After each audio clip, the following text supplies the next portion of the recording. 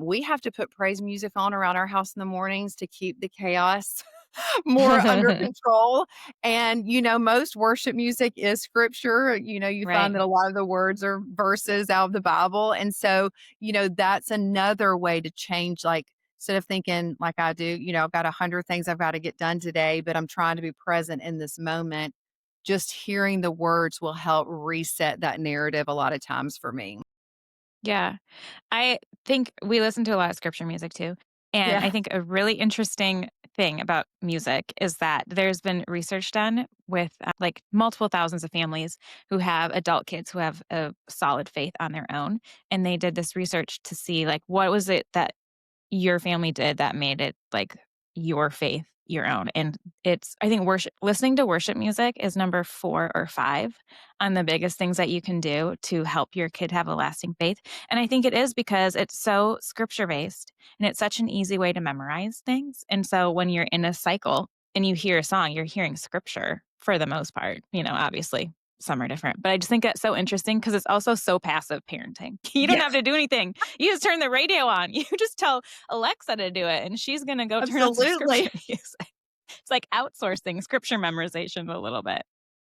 That's such a great point. I like how you categorize that because it is such a passive thing that we can just turn on and not even think about, but it's impacting our Yeah, minds. it really is. Like statistically, it makes a difference. And it's back to the scripture because I do think that even when I visualize those cycles, like you said, like I just imagine scripture being is not imagine. It is so important because no matter what we're thinking, there's some sort of biblical truth that we can almost like umbrella over every single Yes.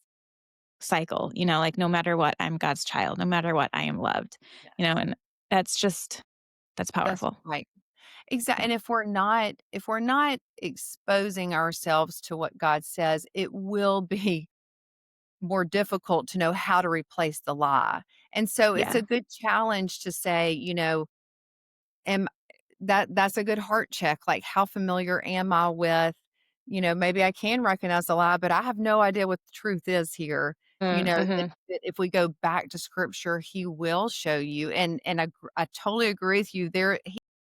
Scripture can speak to any of these things, and it does. It's alive, it's active, it's Yeah. applicable to our lives as parents, as spouses, as employees. It's all there. And one of my favorites is Psalm 3:3 because when we were talking about just the cycle that, like, it talks about how he is the lifter of our heads.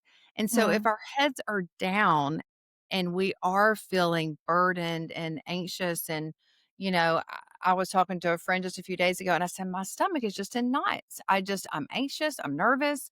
I don't really know what's going on, and it's like he is the lifter of our heads. So how do I what other scripture can I plug in there to validate that? I know he is, that's a truth, because the world will say you're stuck, you've dug yourself in this position, you're alone, no, those are falsehoods, that he's lifted our heads um and then, of course, scripture tells us to think on the things that are true and noble and good and all of that. And there's a reason that the Bible tells us to do that, right? It's great instruction. It's the Lord's instruction for our lives, for those of us who know and love Jesus. And even if you don't know the Lord, that those things will begin to come as you know him and get to know him, that they are great things to think on, wonderful things to think on. And so setting our minds on those things.